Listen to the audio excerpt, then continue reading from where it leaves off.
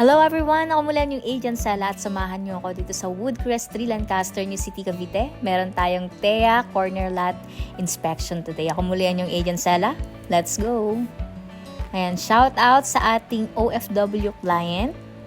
Ito na po ang bahay niyo, ma'am. Ayan, nauna na tayo sa kanilang house. TEA Townhouse po itong nakuha nila client. At ang bilis lang ng panahon.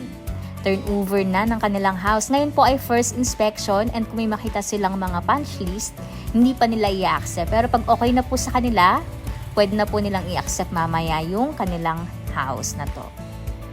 Ayan. Sa mga interested din syempre, kumuha ng house and lot dito sa Lancaster, New City, Cavite, meron tayong mga units na pwede nyo pagpilian. Minsan may nag-available na ready for occupancy, pre-selling. Ayan, minsan nagkaka-available ng corner paunahan, paswertihan lang din. And message kayo para masendan ko kayo ng mga available slot. Siyempre, magandang slot ang ibigay ko sa inyo. At ayan nga, nito tayo sa second floor. Nasilip naman natin, mukhang sure ko i-accept na nila client mamaya. Ayan. So, ito yung master's bedroom. Anito yung balcony. Ang kagandahan sa TEA, high ceiling siya and spacious na po talaga. Ayan. And if ever gusto nyo extend yung inyong balcony, pwede po once na ma-accept na po ninyo yung inyong bahay.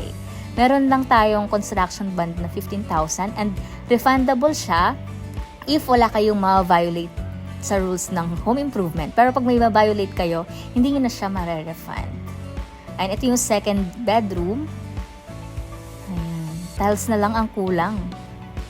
Yan, sa mga interested po sa TEA Townhouse, sold out na po si TEA pero minsan may mga nag-available. Sa mga interested po, message kayo sa akin para masend ko sa inyo yung mga info. Ako muli yung Agent Sala, your trusted property consultant at kapitbahay dito sa Lancaster, New City, Cavite. See you soon. Bye-bye!